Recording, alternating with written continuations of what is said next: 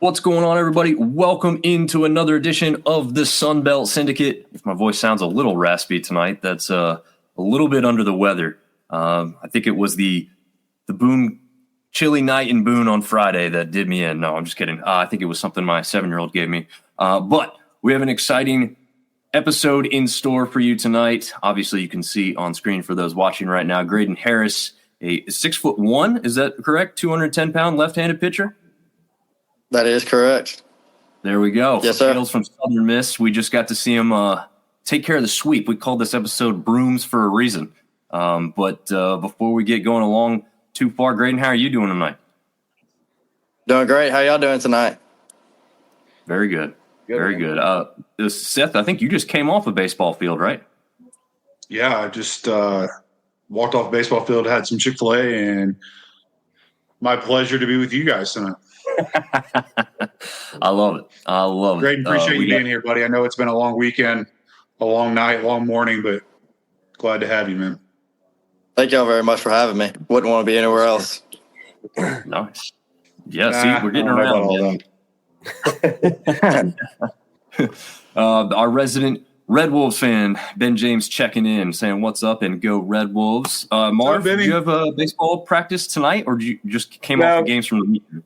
No, we had a game tonight. My youngest had a game tonight, so similar to Seth. Got done, got a bite to eat, and here with you gentlemen. Nice. Very nice. Well, Grayden, most importantly, have you gotten a bite to eat then? Yes, indeed. I just went to Panda Express and got me some food, so we all full. There we go. We know Panda Express well from a former player who's also been on the program and says that's his favorite road food. Is that a favorite of yours? Or?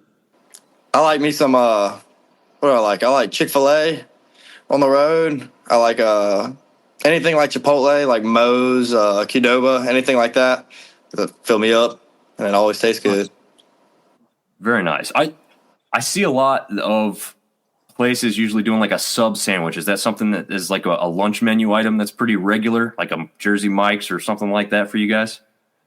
Yes, indeed. We'll have that every Friday night. We'll have a place called Lenny's. It's just like a Subway or any other place like that. And nice. Okay. It's always good. Yeah, I figure a little bit of meat and cheese with the bread. I don't know. Seth, Marv, you guys load those kids up on that kind of stuff too?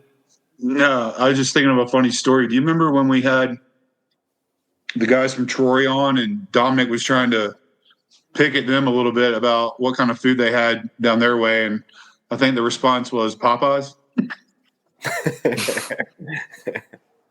They got some Popeyes. They've got I'm sure Grayden can tell us all kinds of different places they've got that we may. Yeah, I was gonna jump in and ask that question. So I typically there you go.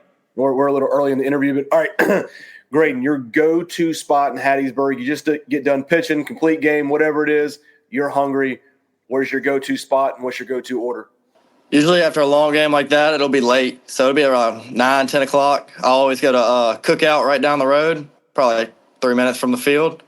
And I'll get 2 junior trays, both with all chicken quesadillas. So I'll have 6 chicken quesadillas, a shake, and a water. And I'll tear it up before I go to bed. And that's exactly how you stay 210 at the pitching position where you do nothing but sweat on the mound all the time, man. I'd be sick if I ate that much food. Grayden's popular on here. Maybe that's the key to all this is Southern Miss guys. I think that could be it. Look who's joining the stream. Mr. Chad Dickens himself, man. I got lucky enough to meet Chad at a football game in Boone when Southern Miss was up there. So we can try and maybe see if we can get down to Southern Miss for a football game this year down that way. Rotisserie chicken or barbecue rib? That's a great question by Micah there. Micah. Oh, that's my roommate. He's going to probably mess with us the whole time. Yep. Micah, I'm going to have to say barbecue ribs. Nice. I'd go the same way. Fellas, Seth, Marv, barbecue ribs or ribs all day, buddy. Ribs all day. No question. Okay. Good. Hey, look, it's an episode of sweeps. There's another one right there. Barbecue ribs across the board there. Elizabeth has a question as well. Where was your favorite place to play been so far this year? Favorite place, obviously, it's got to be the Pete Taylor Park. But on the road, We went to Alabama on a Tuesday night, and I just thought that was a really good stadium. It was just very clean and just very nice place. Nice. I don't know much about Alabama Stadium, but I would assume, it's a pretty nice facility there because it's. You guys went to Starkville too, right? Yeah. Yes, sir. That was very nice as well. Was it? It was very cool experience. I mean, other than losing, but the field was very nice. There you go. Ben's got a question here for you. What's your favorite MLB team? It's weird coming from Louisiana, but Chicago Cubs. Always been a Cubs fan. Okay. Did you guys have like WGN on TV growing up and they only played Cubs games? I think that's what it was because my dad was a Cubs fan, and I just grew up loving the Cubs. So 2016 was awesome. Nice. We got another viewer question, then I got one for you talking about Louisiana. What is your favorite baseball movie? We actually just kind of talked about this last week, so it's a great question to ask. I don't know my favorite, but I know one I can constantly go back and watch, and I just love watching it. It's the Benchwarmers. Oh, okay. Wow, we didn't even think about that one. I did not think about that one. That's a good one. Someone put that in the show notes. I love me some comedy movies, so Yeah. Benchwarmers has always cracked me up.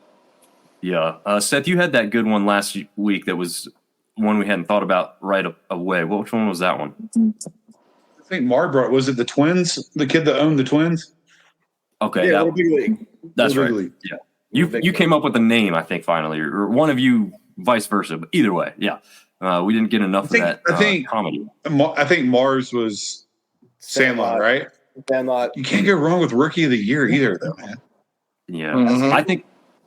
I think mine's Sandlot too, just because it just seems so pure of a movie, and it has like a little bit of everything, I've got a 9-year-old, y'all know Mason, 9-year-old kid that's eat up with baseball. We probably watch Sandlot, especially during the summer, once a week at least. It takes me right back to when I was 9 years old watching the movie, so I love it. It's got. But Marv, your kid's Moneyball though. He's Moneyball all day. He hasn't seen that movie yet, and I don't want to show it to him yet because I'm not ready to hear that crap come out of his mouth. Yeah, he'd be trying to tell you what to do as a coach on the field, I feel like. Yeah, he already does. Yeah. Well, Grayden, I have a question because where you're from is, I guess the best way to describe it is just a little bit north of Baton Rouge. Is that kind of fairly accurate? Yes, sir. Probably about 20 minutes out. Okay. So that puts you kind of right in the center of Louisiana, Southern Miss, maybe even ULM, and kind of close by as well, South Alabama. What had you end up at Southern Miss specifically, I guess? So it was my freshman year. I think it's the first time they reached out to me and wanted to talk.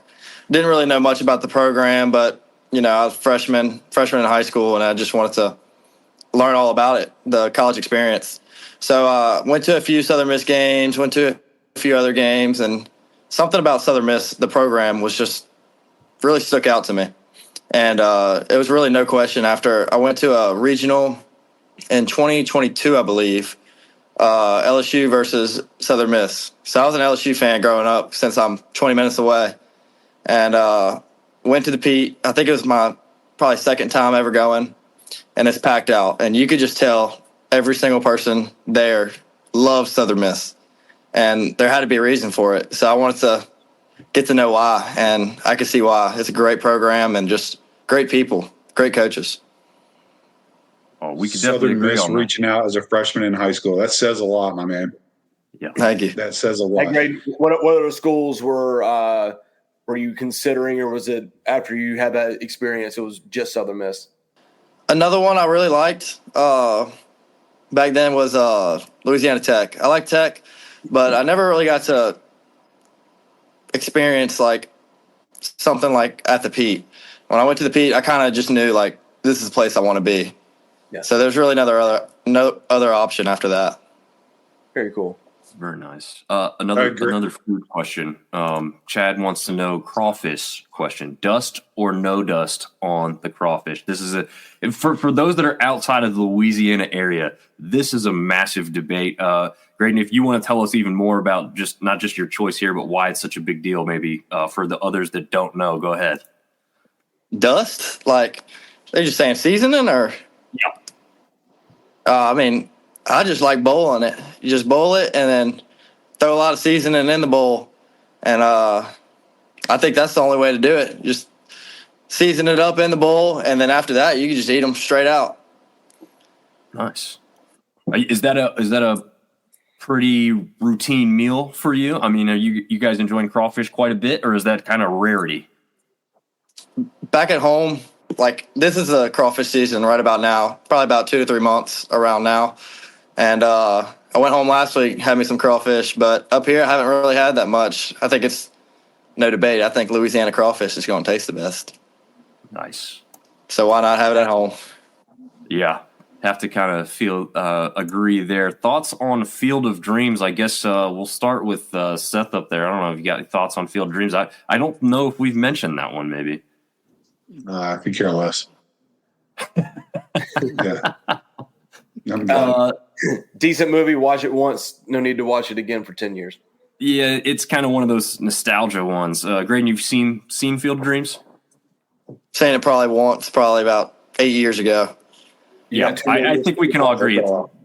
Yeah, it's not the rewatchability of that one is probably a little less than a lot of other baseball movies. Elizabeth's got another question, maybe something routine. Are you a superstitious guy before you hit the mound? You got some regular things that you're doing before each game? Usually when we have a home game, I'll go out and get Subway right before, eat me some Subway, and then throw on my headphones, listen to music, and just try to lock in for the game. Nothing really crazy. I mean, Subway sandwich and some music, that'll do it for me. So you're saying NIL deal for Subway. They just need to hit you up. That's all it would take. Sir. Just get an NIL deal for Subway. You'll be set. Yes, indeed. I'd be set up for life. Grayden, you know these people? This is the most interaction we've ever had. It's got a lot of fans. So go ahead. Grayden, when we first saw the schedule come out in the fall, we saw Southern Miss was coming to Boone. We've never experienced the Southern Miss culture, if you will. And Dom come up Friday. I've been to a lot of college baseball games, but like Sunbelt Phil, it was something I've never been a part of. And just watching the way the Southern Miss fans were, watching, like, that's how a baseball program is supposed to be ran. Like, solid pitching, solid hitting, great fans. Like, that's what, if you're a Sunbelt school or any other school, that's what you kind of want to model your program after, in my own opinion. Being a true freshman on a ranked college baseball team in the starting rotation on the weekend, how does that, just speak on your experiences so far your freshman year, man? That's, to me, I mean, that's just outstanding. And I just want to hear about it, man. Thank you. Start off, we know where we're ranked, and but we really don't like to talk about it because we really have bigger goals than that. We really don't care where we're set. Middle of the year, end of the year, we're always trying to get to Omaha. So start off in the fall. I had a really good fall, and near the end of the fall, we had these Fall World Series games, and first outing I had going in, and I had a really bad outing. I didn't even pitch an inning, gave up 3 runs, and it was just a rough day. Very next time I came out, same thing. I think I gave up 4 or 5 runs in an inning, and it really didn't happen all fall. So I was kind of just confused on what happened, and I just had to stay true to what I know. Next time I come out, it's the World Series for the fall. And I just knew, like, only way I'm going to pitch this year is if I show out right now. And I had a really good outing. I think 3 innings, no runs, few Ks, and from there I knew I had to have a mentality that you want to win. You want to be on the mound, so you have to compete. So I really just think if I go out there every single Sunday and I compete, then I can't be mad at myself. Very nice. So it's been very nice. Hey, Greg, follow-up question with that. I mean, obviously, we did some research on you. I think you threw a no hitter in the playoffs in high school last year, but I also read that you were hitting tanks last year. You were playing in the field as well. When you were recruited, like, was the intention to be a pitcher only, or were you kind of maybe thinking about playing the field? And follow-up question on that, what position did you play besides pitcher last year? In high school, I played first base. You know, Marv knows every dark secret about anybody on here, so don't hide anything from us. Well, I can tell you, I definitely did not hit tanks in high school. I think, it said you two hit in my high school career. You hit 2 bombs last year is what it said. I only hit 2, and they snuck over the fence. But, yeah, no, it was just pitching from, ever since I was 9. That's all I knew I wanted to do. I loved hitting. I would do it, but I always knew I wanted to be a pitcher, especially since left-handed. My dad always told me, like, get ready, you're gonna pitch, you ain't gonna hit, because I bat right-handed, and I was just like, whatever. But hitting in high school, I didn't start batting until my senior year. Freshman, I may have batted a little bit of JV, same with sophomore year. Junior year, I had the opportunity to bat a little bit varsity, but it got cut off early. It just wasn't working out. So senior year, I was like, Coach, I really just don't want to bat. I kind of just want to hit. Just pitch. And he's like, okay. And then same thing in high school. We did a little fall World Series, and I was the captain of one team. So I got to make the lineups, do the pitching and stuff like that.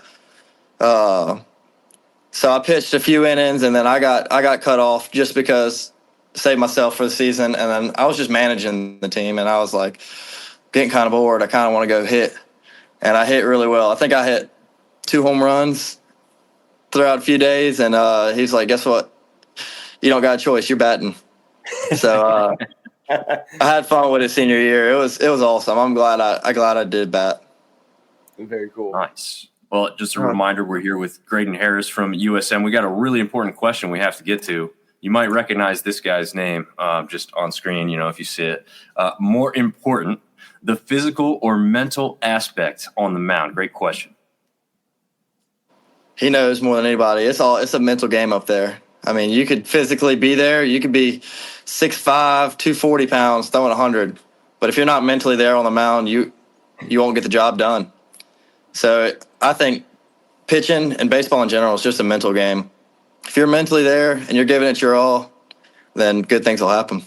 Buzzard Ball's got a fun one for you. Easier to strike out, Nick Monaster or get a hit off JB Middleton? God, I don't even know if that question could be answered. I know, right? Nick's on a tear right now. JB, no way I could get a hit off JB. So I'd say striking out Nick, but because I can't hit. There ain't no way I can hit JB. But Nick, that's going to be even tougher challenge. Not many people can hit JB, as we saw on Friday night there in Boone for sure, and he is up for D1 Pitcher of the Year. And speaking of that, can't leave you out of that, because you're up for one of the youngest 100 players to watch or something. Let me see if I get it. Top 100 freshmen to watch. I'm sorry, I butchered the name of that, but top 100 freshmen to watch. That's no thing to slight. That's really, really impressive stuff, man. Not only have you come in and been an instant contributor on a team as good as Southern Miss, but you are on a watch list for the nation as far as freshmen are concerned. So how does that make you feel, making that list your first year out in D1 baseball? Feels good. Every single time I go on the mound, I try to compete. So I'm really just going to let that take care of itself. If I go out there and give it my all, then good things will happen. Absolutely. Hey, Grayden, you answered the question earlier that the mental part of the game is the biggest part. As a pitcher, kind of like a quarterback, you got to have a short memory. Just kind of talk about the process of like, man, I just gave up a home run, but the ball's coming right back to me. There's another batter coming back in the box. Just how you mentally make the adjustment, move on from the last pitch to the last at bat, and just keep pushing forward. Yeah, giving up a home run's not fun. On the mound, you're thinking like, oh my, I just gave up a 450-foot bomb right there. But you just got to know, maybe you missed your spot on that. Maybe he's sitting on that. Next batter, whole new hitter. So you just got to learn how to flush each pitch, even if it's good or bad, get right back to the next one and be mentally there. So I really don't think giving up hits, I don't really mind. If I'm throwing a contact, I love it. That means I'm throwing strikes. So my goal every hitter is just fill it up. So strikeouts really don't matter to me. Hits don't really matter. If I'm throwing strikes, then I know my defense behind me will get me. Your roommate's got another one. He's hit many into the right field roost during batting practice. Is that? I don't know if that's in response to one of the earlier questions where he's talking about you specifically. Can you clear that one up for us, maybe? Yeah, I think he's talking about himself. Oh, okay. He's a pitcher, but he wants to hit so bad. You could just tell he's sitting on the rail. He's like, oh, I want to go hit out there. It's like, go swing the bat, and he'll hit him. He'll hit him out in right field. He's lying. Nice. We've had this one now twice, so it's a good time to ask, I guess. It's from Ben and Elizabeth, both just slightly different worded. But who is your favorite baseball player, either currently or all time, or both if they're different, I guess? I mean, growing up, I liked watching Clayton Kershaw on the mound, just lefty like me, and throw a lot of strikes. But right now, I really just like watching the game. There's no really favorite player I have. I really just enjoy watching it. So I would say Clayton Kershaw growing up. Right now, I would just say I love the game. I love watching it. Does that change at all during the season? Like, do you watch a little less while you're playing and focusing so much on it yourself, or does it not matter? It's the opposite. And during the season, I love watching baseball. I mean, it's baseball season. That means I get to watch some baseball. So I love watching, seeing how other guys are doing, especially in the MLB. Just seeing what it takes to get there. So interesting question here. I don't know how much you've gotten into this. Maybe just hearing other guys too, and maybe some personal experience. Can you talk about the Major League Baseball draft process, decision-making process? Was there with that?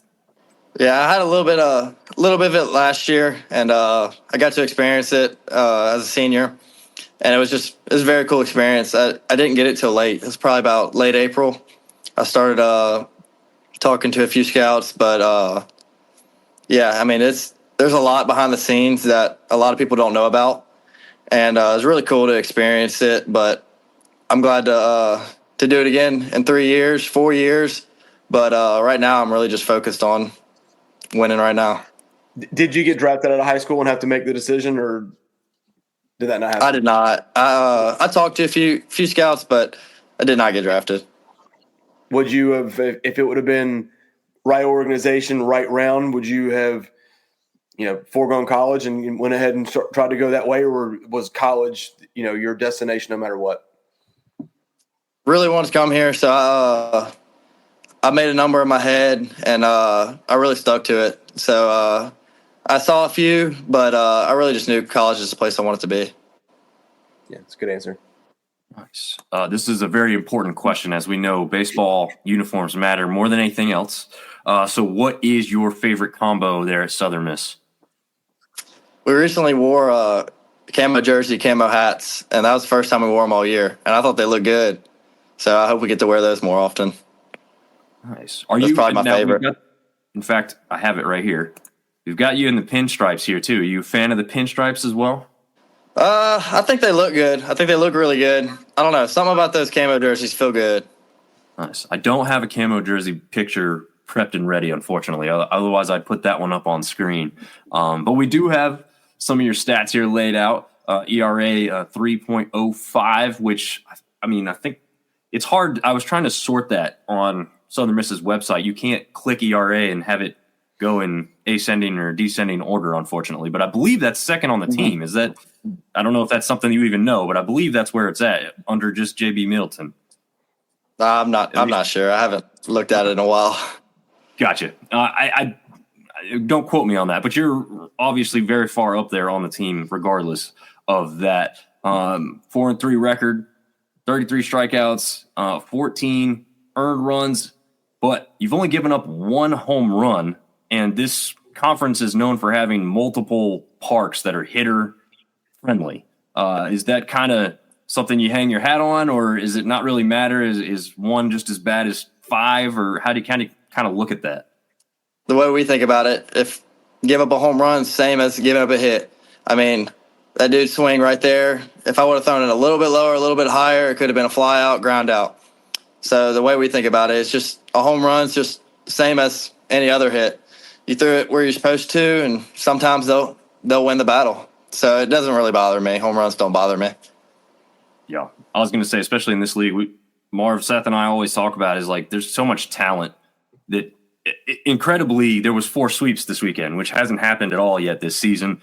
None of us predicted that many sweeps, and so it was just kind of a weird weekend. That's why I called this episode Broom, because it was very unexpected.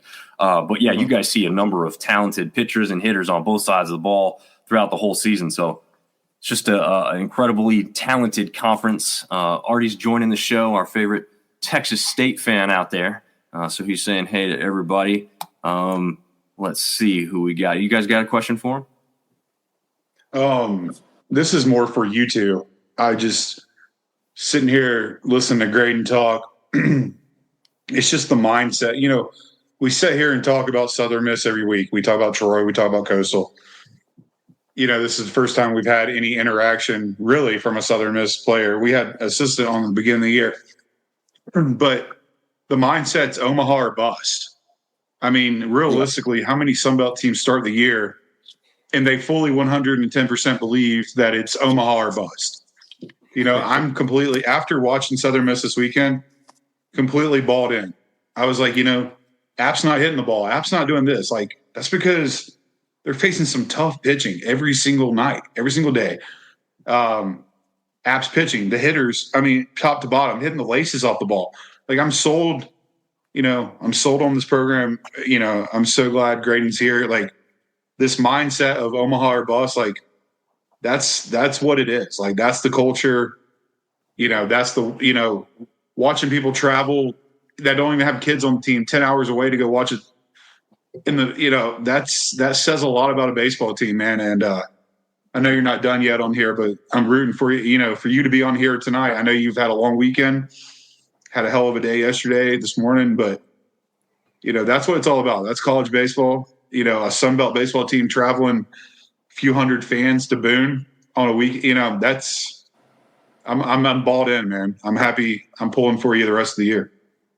Thank you very much. I mean, as a team, we always try to play for each other. We know the bigger goal at the end, so we try not to be selfish. Even though, I mean, sometimes you want to look at the stats, what you're batting and stuff, but overall, if we're doing something for a team, it's really more than just being individual. We really try to play together as a team, and we always know the bigger goal out there is Omaha. So we take one game at a time as the biggest game of the day.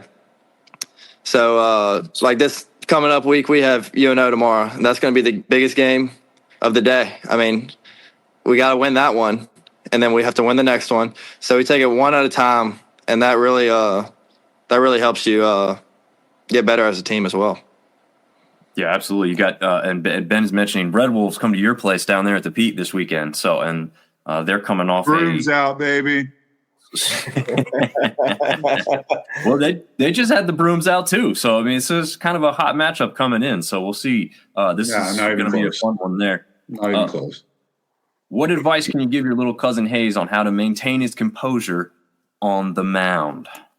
Hey Hayes, you just gotta go out there and do what you do. I mean, you just throw a lot of strikes and good things will happen. Don't really worry about the outcome. If you're throwing strikes, then that's what I'm talking about. That's what we want you to do. Throw a lot of strikes, and that's the main goal. There you go. Dear old dad wants to know why the jersey changed this weekend. The number specifically, I guess, is what we're looking at here. Oh, yeah. I was wearing number 53 yesterday, usually wearing number 16. Woke up in the morning to go grab my jersey, and it wasn't there. And I was like, y'all know where my jersey is? They're like, yeah, I think we put it out. And they did not put it out. So went with number 53 yesterday. Seth, you want to hold up that jersey you stole real quick so you can show them where you got it? You went like linebacker number there, huh? 53 from 16. That's a pretty big jump. So that's pretty big jump. Interesting. Did they find it now? Has it been found now, or? I hope. I have no clue. They haven't told me. Okay. It's either back here or it's up in North Carolina. Oh man, what was 53? Just the next jersey number that was your size? You're like, yeah, I'll just take that one, or was there any choice involved, or was like this is what you're wearing? I think it was 51, 52, or 53, and I said, it don't really matter to me. Just toss me a jersey, and I'll go throw.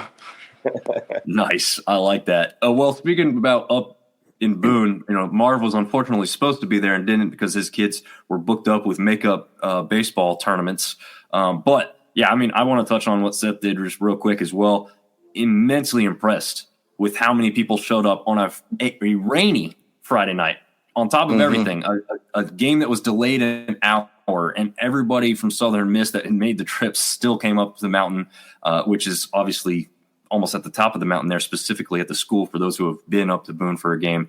And they were up there ready. They brought in just as many people as App State did, it seemed like. Seth, you told me that you felt like there was probably even more on Saturday and Sunday, so some didn't make it up there Friday night, but just an immensely impressive showing by Southern Miss faithful. We didn't really have many doubts, but it's a long trip, and for a Friday night game, that was really, really impressive to see. It's like I turned to Seth while we're sitting there. I said, all right, be honest with me. You've been to a number of games here this year. Has there been a team that brought this many people?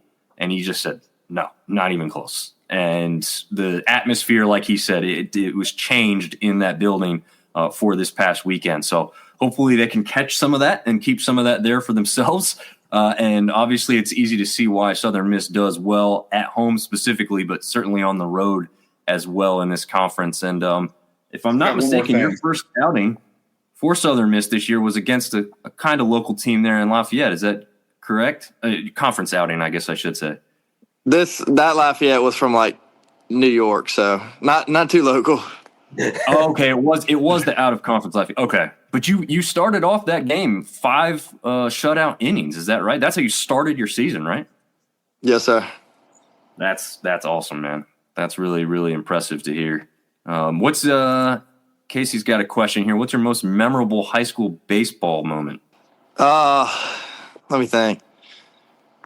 I remember, throwing a no-hitter in the playoffs is obviously very, very memorable. But for some reason, one that always pops up back in my mind was last year, third round of playoffs, we playing West Monroe, one of the best high school teams in the nation last year. And we go up there, and we're the underdogs up there. And we take first game 5-0. And I think I threw the whole game, no runs. First time they got shut out that whole year. And I also hit a home run. So that was a very fun game. Nice. I can see why that one sticks out. Yeah. Oh yeah, that was a great one. And I played summer ball with a few buddies there, so I knew they were really good. First 3 hitters are all Division I starting hitters now. One goes to Ole Miss, Hayden Federico. Another one goes to LSU, John Pearson, and then another one, Louisiana Tech, Trey Halsey. And that was not a fun back-to-back-to-back hitters to face.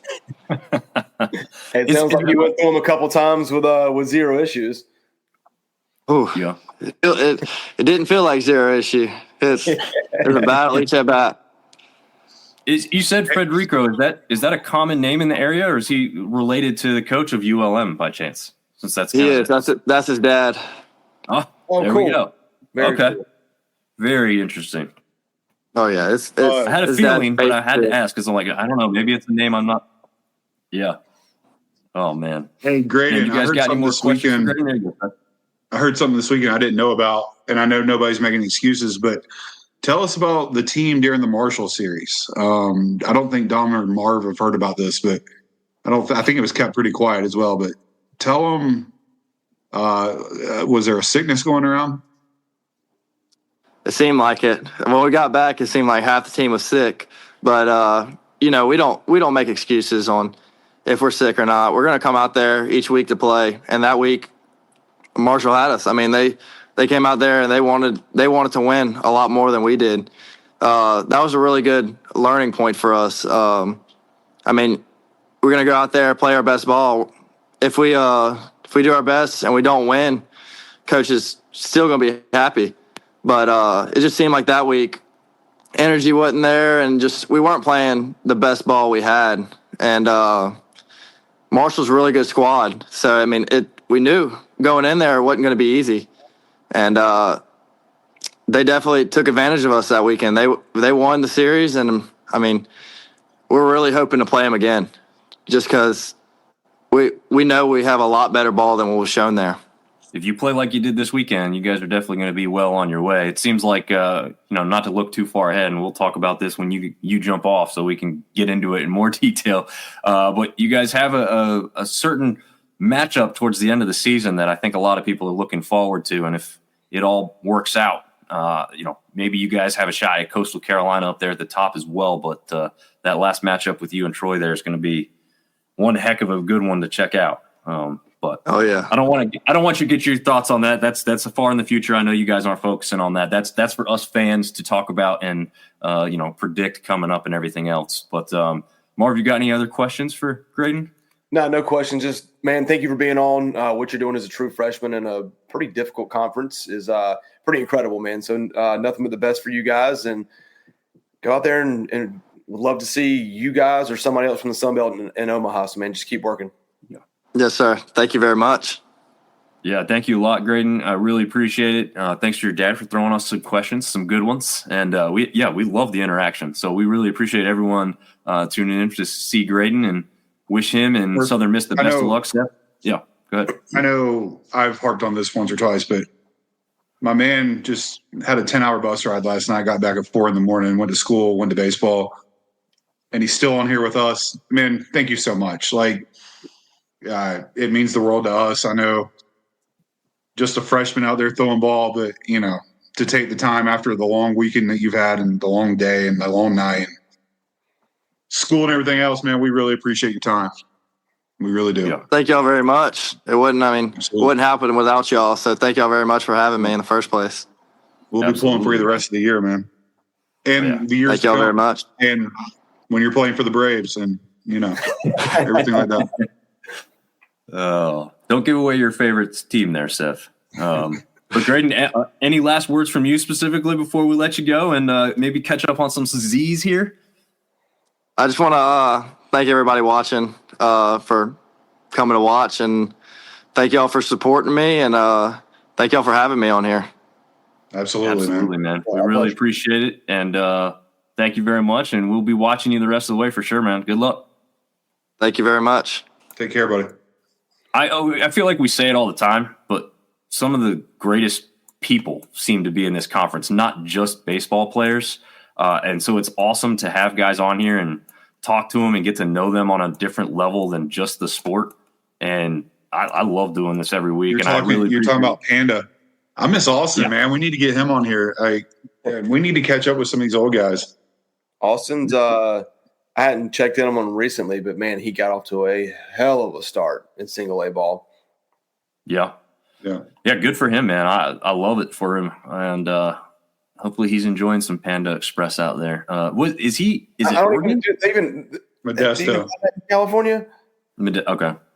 I'm not familiar with California that well, but he's in Modesto.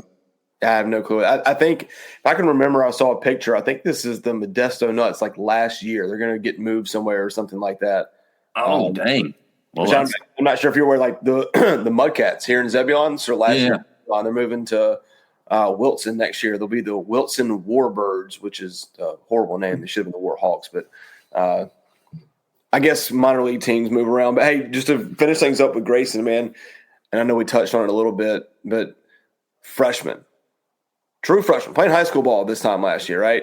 Comes in, Sunday starter, top 20 team. Pretty special. Especially if this was football or any other school, we'd be thinking transfer portal, things like that. But dude, he's at Southern Miss. I don't think he's going anywhere. Like that's kind of where you want to be. So I mean, and we've talked about that, right? Like there's 4 or 5 teams around with Bryce, but. Yeah, there's 4 or 5 teams in this conference that feel and treat themselves and prepare just like any top team in this country. That's why we always say the mid-major moniker is not appropriate for this conference, because it's just not. I mean, sure, we're always going to have some teams that are down and working on things, but you're always going to have those teams that are up at the top. And when you're up there with the Southern Miss and you're ranked almost all season so far, same thing with Troy, same thing with Coastal Carolina.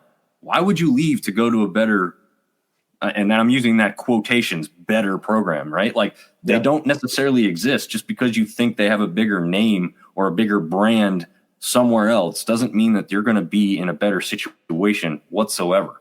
So, I love it. I think you're right. I think Grayden's the kind of kid that's going to stay somewhere.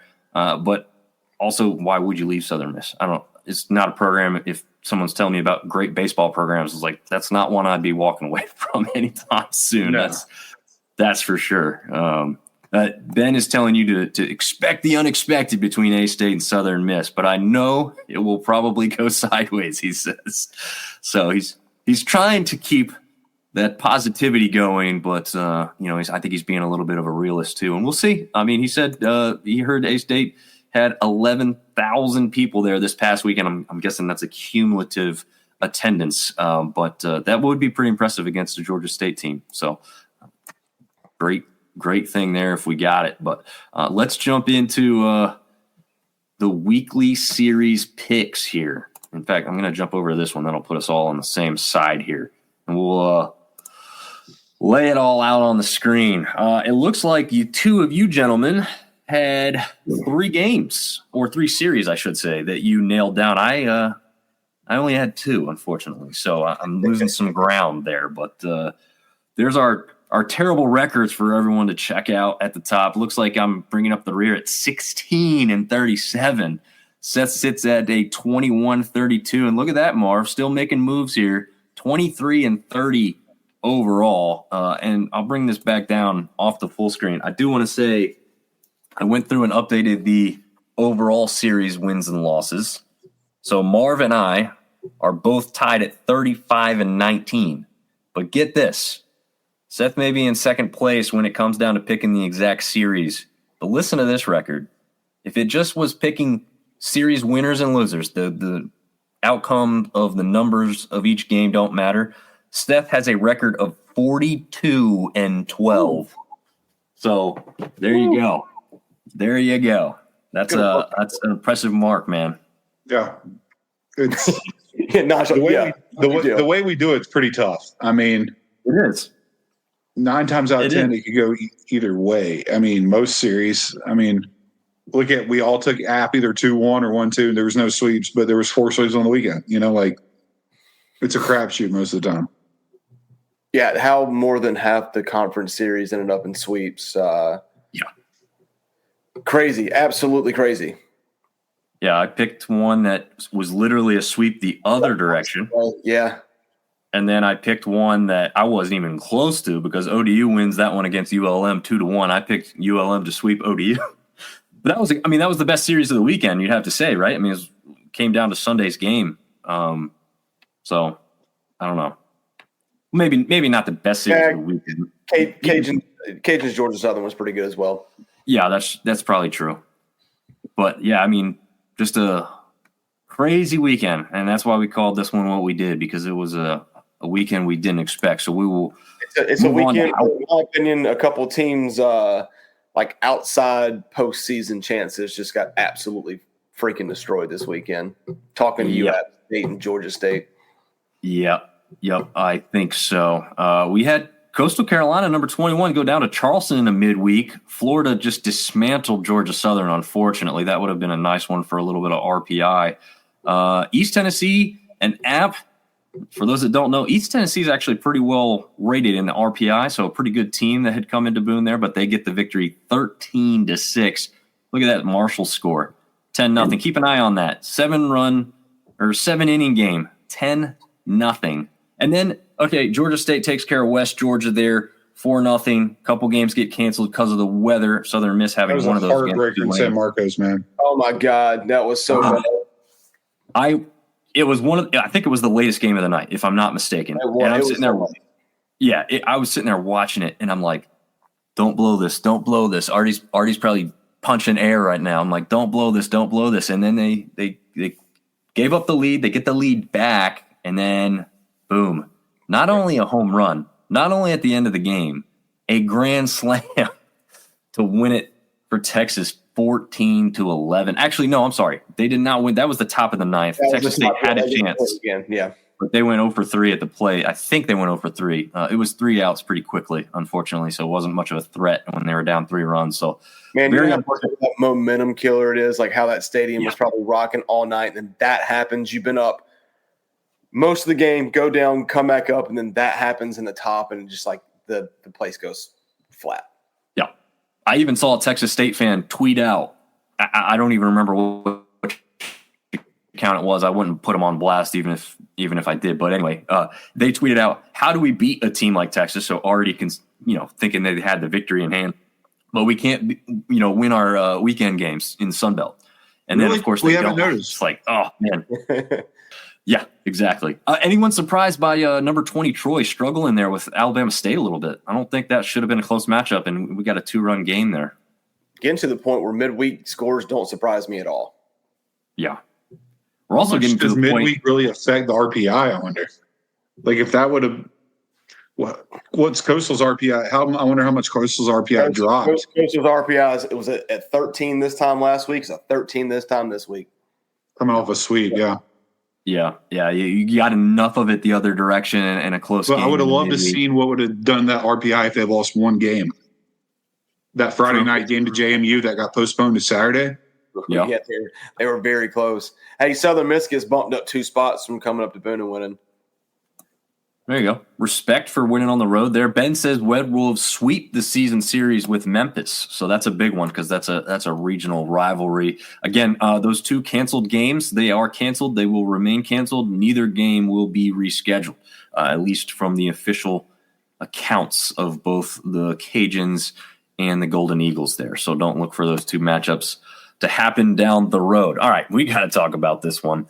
Marshall beats Morehead State the first night in 7 innings, 10-0. Okay, that was in Marshall, in Huntington, home field, no surprise.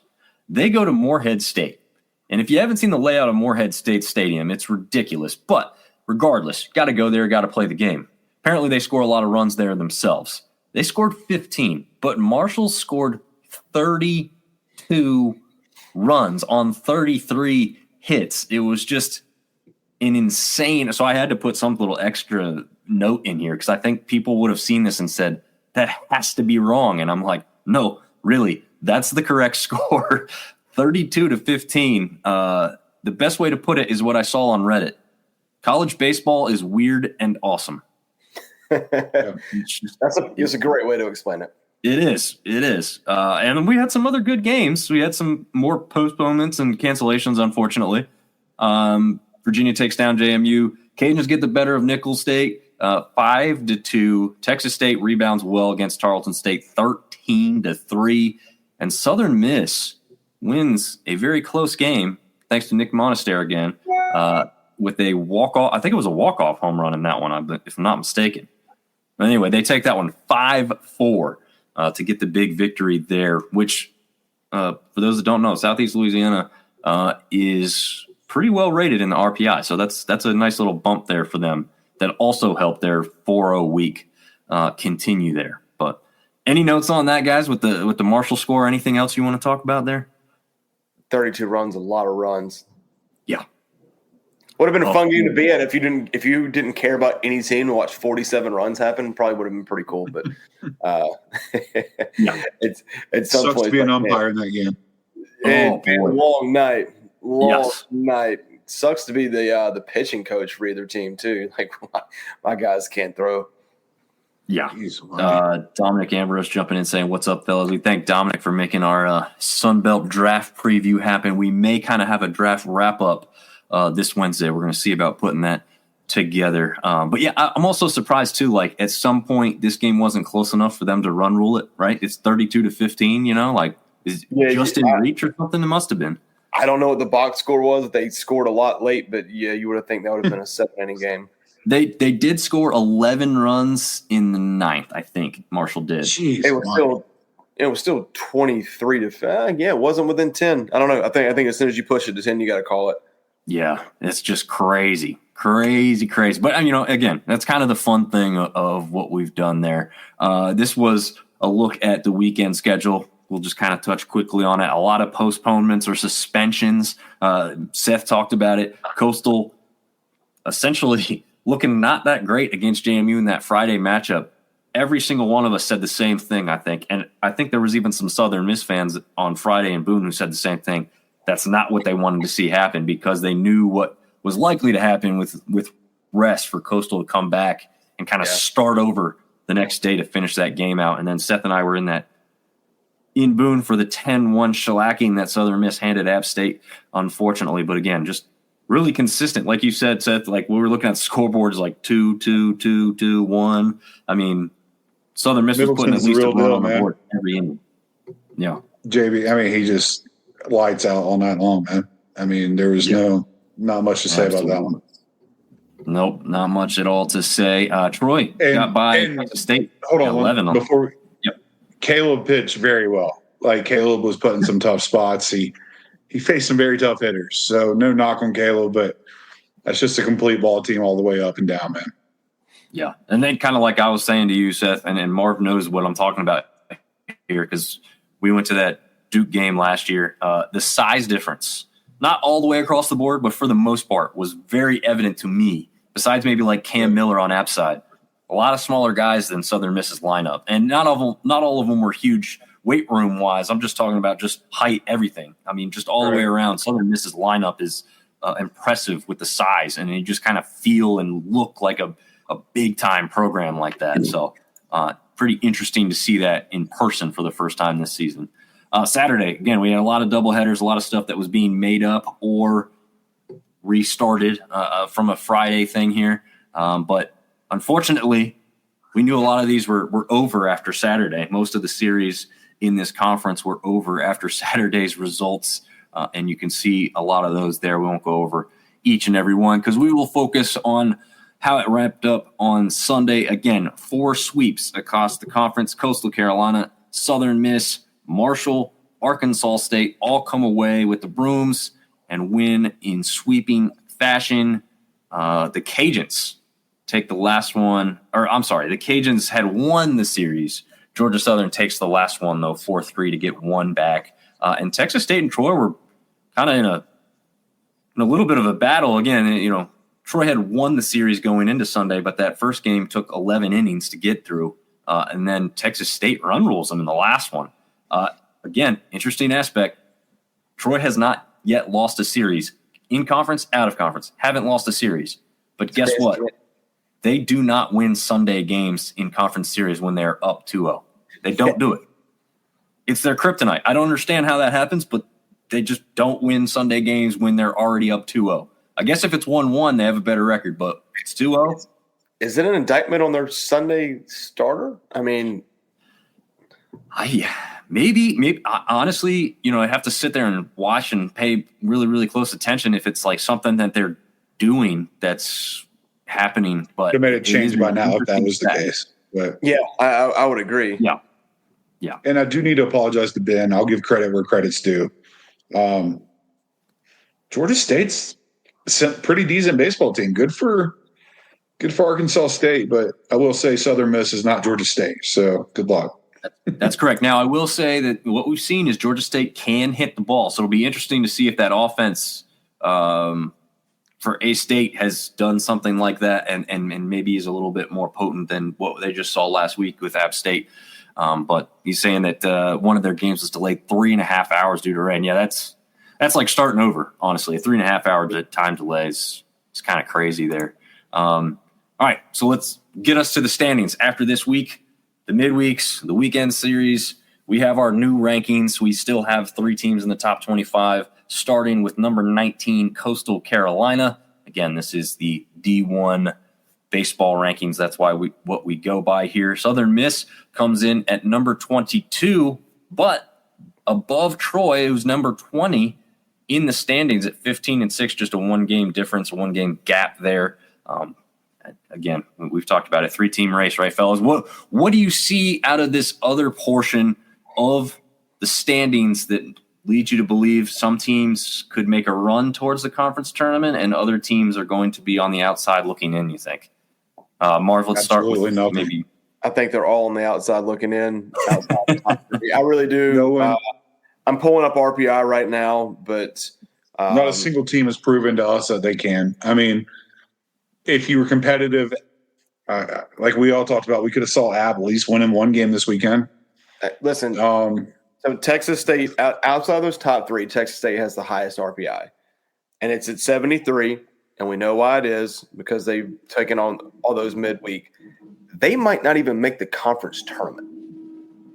So just put that in perspective. After that, you've got – so let me keep scrolling. I'm tired of scrolling. Oh, Georgia Southern at 98. Yeah. Like, I'm sorry. This is the year that we only get 3 teams in. It would take a miracle, in my opinion. Like, Louisiana's got to sweep everybody. Georgia Southern would have to sweep everybody. Those are your only 2 chances, I think, because Arkansas State's RPI is, like, way down there. Well, okay, so maybe I didn't – you didn't hear me phrase this. I'm talking about the conference tournament too. Like, I'm not worried about NCAA. I think you're right. We're looking at 3 teams, unless a team, like you said, goes undefeated the rest of the way, wins the conference tournament, and like it's probably Texas State because their IPI is also well enough, close enough to the top that it would push them over the edge. But as far as conference tournament goes, is there anybody you think like is totally completely out? I mean, probably JMU, but I mean, you've also got. They're only 1 game out from ULM and South Alabama at the same time. I don't know. I think there's only 4 teams that don't make it as well, by the way. I think there's 2 play-in games, and then those 2 teams have 1 game to win or go home, and then everybody else gets, the double elimination aspect. I think only the top 10 make it. I think the bottom 4 don't even get a play-in game. You're just not invited. So yes. You're talking right now, Texas State, ULM, South Alabama, JMU.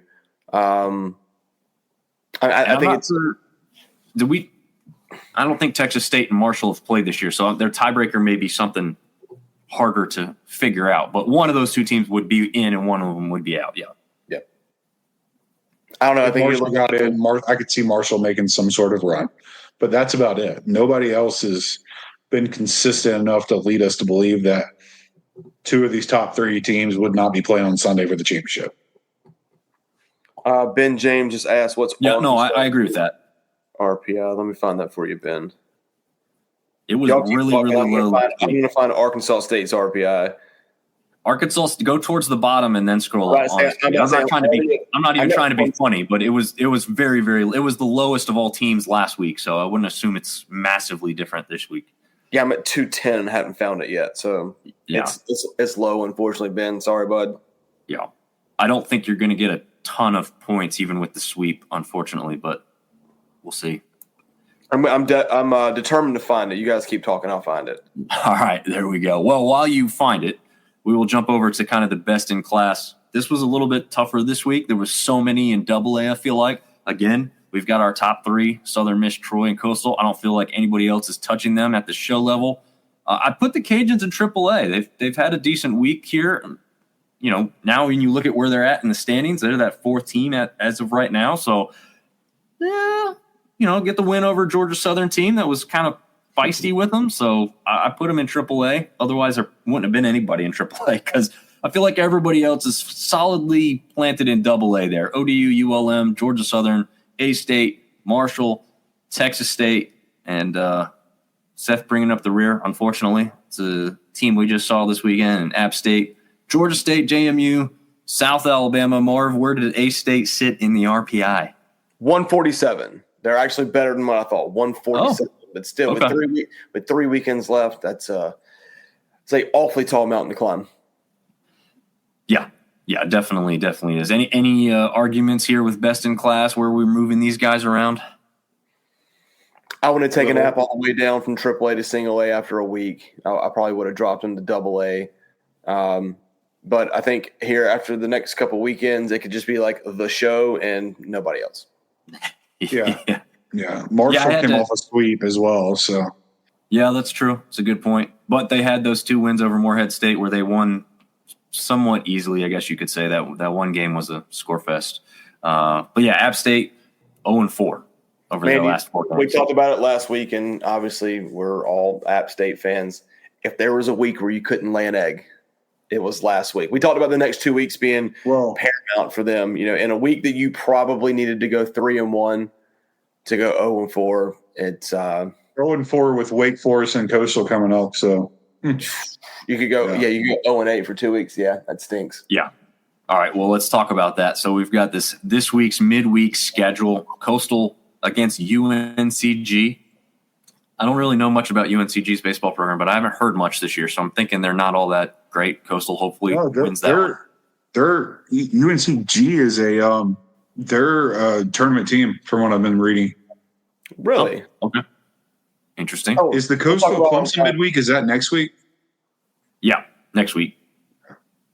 Next week, we have App State playing Wake Forest, and the only note here I'd say is one, Wake Forest is still not back in the rankings, so they're falling off quite a bit this year. This one is it's not a home game for either team, right, Seth or Marv? I don't know. It's at I don't even know which field this is in. Is it kind of close to Charlotte or something they're playing this thing at? Who is it? Wake and App State. I thought it was at Wake. No. It's not in Shelby, is it? It was in Shelby last year. I think this year it's another, what do you call that? Neutral site game. There you go. That's what I was looking for. Let's see. I'll find it.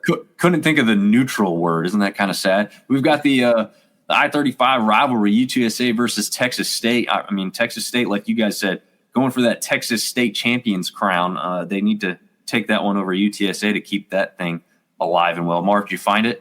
I was about to say if they would have won, they would have beat Texas twice in the season. We could have went ahead and crowned them Texas State champions. That game is Shelby Keeter Stadium. Okay. So that's where they have the Junior Legion World Series, by the way. Yep. Yes, it is. But Wake Forest is technically the home team because it has us at Wake Forest. Gotcha. Not really that close to home in Shelby, but whatever. They'll travel well for sure. Again, getting us down to Conway for the weekend. Yeah. New Orleans travels to Southern Miss. New Orleans, I believe, still a pretty good RPI ranked team as well in that Southland Conference. And New Orleans last year played a bunch of our teams close. And remember, if it was at the top of the conference or the bottom of the conference, New Orleans seemed to come to play. So that is a formidable foe they can't take lightly there. And we know Grayden had just talked about that one being a big matchup. So definitely one that they'll want to stay on their winning ways for. ULM against Northwestern State, of course. Arkansas State against former Sunbelt member Little Rock, and Jacksonville State.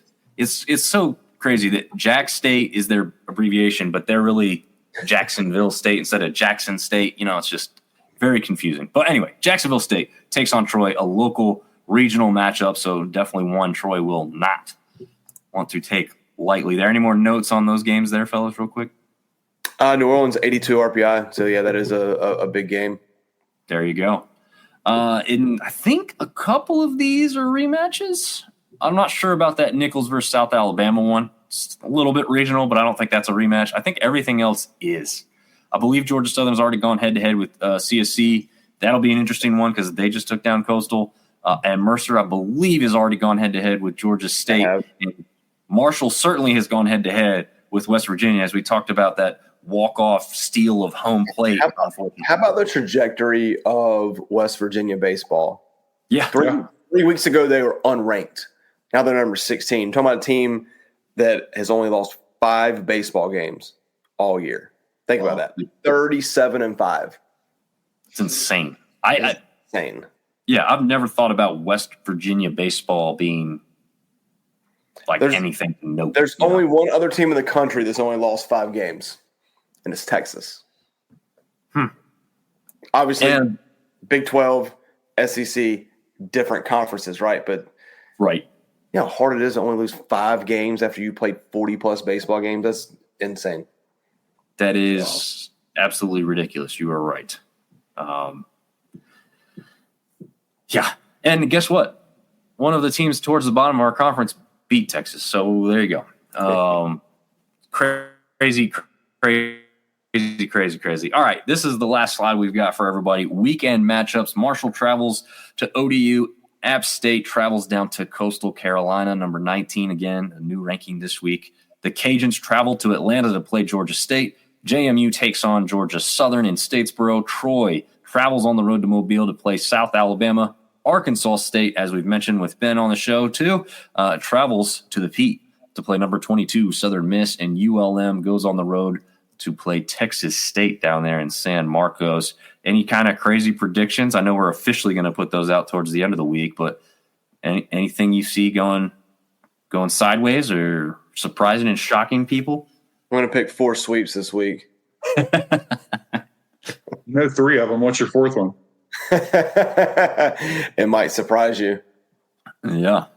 All right. Well, that'll be interesting. So keep your eye out on that. I was just joking. I don't think I'm going to do 4 sweeps. I just speaks to this conference. I mean, yeah. Once again, if we are really stretching and you're trying to find the 4th team, like who could make a run here, right? Like who's There's not. There's not. I keep looking for like the optimism, the glass half full person in me wants to be like, well, if so and so did this, and I can't find it. I cannot find that. The 2 teams that we were highly considering just got swept.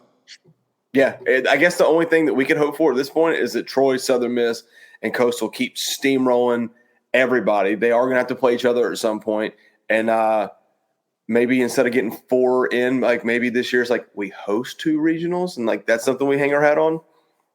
That would be cool. That would be a really cool thing to have happen. Ben, you want to put money on that one? No chance.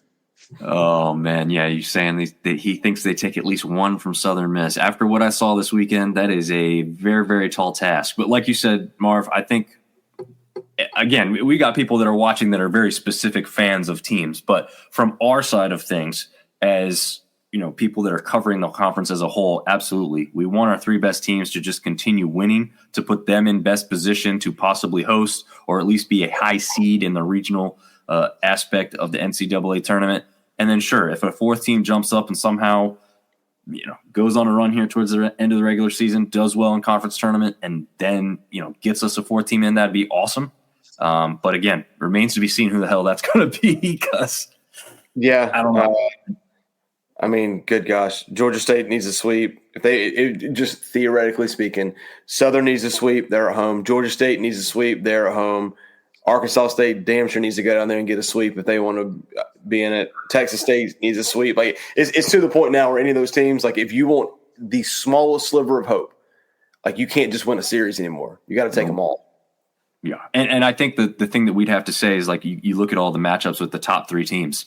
Is there any of us, besides the last one where it's going to be Southern Miss versus Troy, is there any of us that think any of these teams could beat any of the top 3? Because I don't think I put money on any of them beating the top 3. Could they steal a game? Sure. I'm talking about beating them in a series. I don't think I would put that up there. I would say you had to go down to Cajun Field. I think the Cajuns at home could potentially beat one of those 3. Just because of the atmosphere. The other one that I'd throw out there maybe is Texas State because we've seen what they're capable of if they could put it together at least 2 games out of a weekend. But again, that's not easy to do, and they haven't really done it so far this year. I mean, they put up a hell of a fight against Troy, but they still couldn't come out on top in that one. So that's going to be hard. Artie just wants to see the Bobcats in the Sunbelt tournament this year. Yeah, they need the run to start right now. There's no delay. Do better in the Big 12 tournament. They might do better in the SEC tournament. Yeah. That's I know true. Grayden didn't want to say anything, and nobody wants to make excuses. But I had several people tell me from Southern Miss this weekend that 3/4 of the team was severely ill during the Marshall series that nobody else knew about. So I'm not taking anybody. I mean, those top 3 teams. I mean, any given weekend. I mean, I would. And I'm not just talking about the Sunbelt tournament. I'm talking about going to Omaha, like a super regional. Like that's what the mindset is. I think Coastal's projected to host. We'll see what happens, but I think all 3 of those teams got a legitimate chance of at least getting to a super regional. See what happens after that. Yeah, it'll be interesting and a lot of fun to watch. I know that I think there's still some talk between us about getting down there for at least some of the Sunbelt Conference tournament. We'll see. It keeps getting crazier and crazier with kids' schedules and everything being up in the air if weather becomes an issue too. So we'll have to see.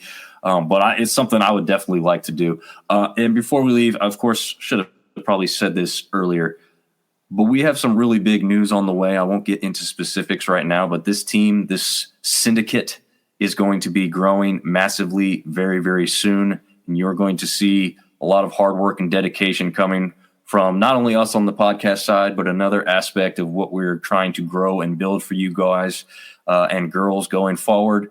So hopefully everyone can get really excited about that. I will share more as I can, but something to be on the lookout for in the near future, especially ramping up towards the end or towards the beginning of next sports season.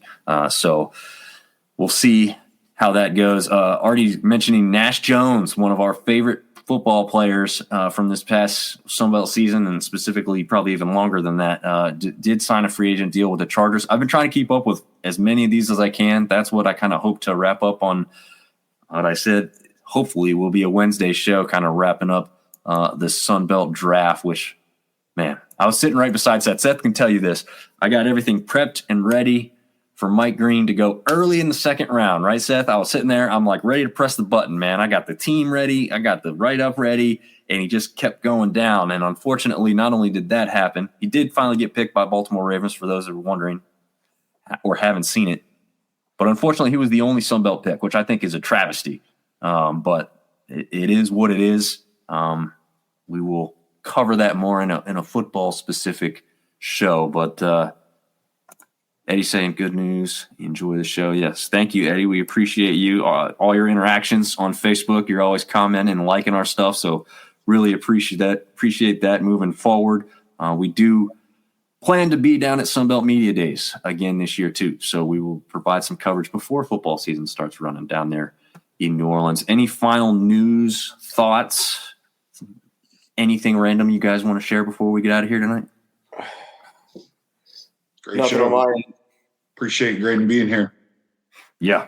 Yeah, thanks for putting that together, Seth. Seth comes through in the clutch. Like if it wasn't for Seth, we wouldn't have had like 80% of the guests that we had. So That's right. shout out Seth. Yeah. No, Seth is definitely the most outspoken person in the best way possible. Me and Marv don't jokingly call him the mayor of Boone for nothing, because he's loved by all people and he knows a ton of people. So if you see Seth walking around and you're local to Boone, say what's up, because he's not going to shy away from a conversation with you. No, not at all. Yeah. And Artie, we can't wait either, man. He says he can't wait for an even better SBS. So that is what we hope to build with you. And I guess that about wraps it up. We will see you guys on next week's episode. See you later.